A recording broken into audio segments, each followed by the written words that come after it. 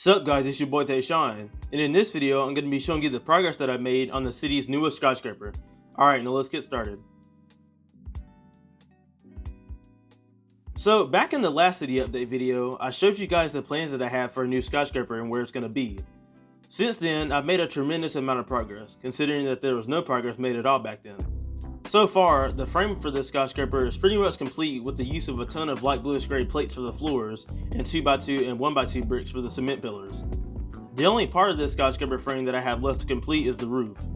As you can see, this skyscraper is massive, and even without the roof, it already towers over the other skyscrapers. Even though all 12 floors of the skyscraper have been made, only 4 of them are complete with all the windows.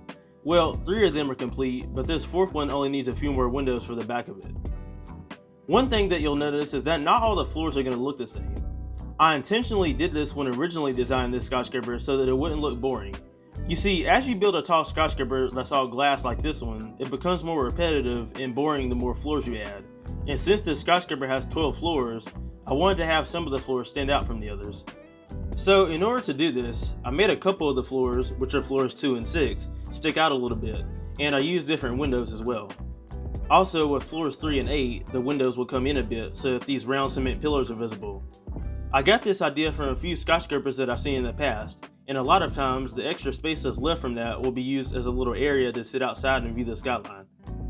So, as you guys know, with every construction site in my city, I love adding lots of construction details throughout it. The most noticeable one is definitely this huge tower crane that you've seen before with some of the previous skyscrapers, except this time it's now the tallest that it's ever been.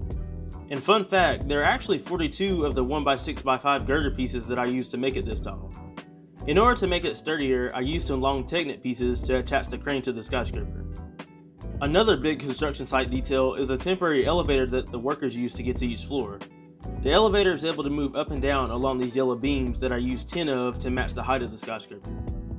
To add even more detail to the construction site, I added lots of workers to each floor and positioned them so that it looks like they're doing different jobs throughout the building. For example, these 2 guys are discussing the blueprints of the building, and this guy is doing a welding job on this pillar. In order to make the site safer, I used 2x plates and tan to create barriers along the edges of each floor so that no one falls off and gets hurt, possibly suing the construction company. And who wants that?